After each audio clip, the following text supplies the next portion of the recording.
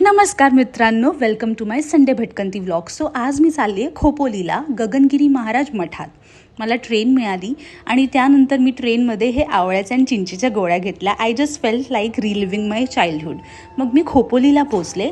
खोपोलीवरनंच walking distance आहे 15 to 20 minutes हे मठ.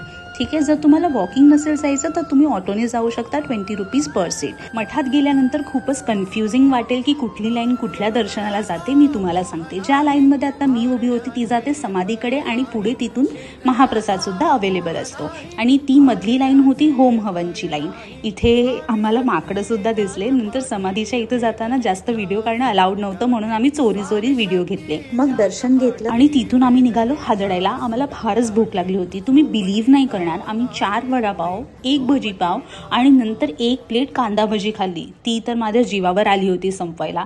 But overall it was a good day. पण खोपोली स्टेशनला आल्यावर भयानक गर्दी होती. कशीबशी ट्रेन पकडली आणि मी रिटर्न घरी पोहोचले. आजचा दिवस ओव्हरऑल खूपच चांगला होता. तुम्ही पण तुम्हाला जेव्हा वेळ मिळेल तेव्हा मठात जा. खूपच प्रसन्न आणि भारी वाटतं. Thank you for watching.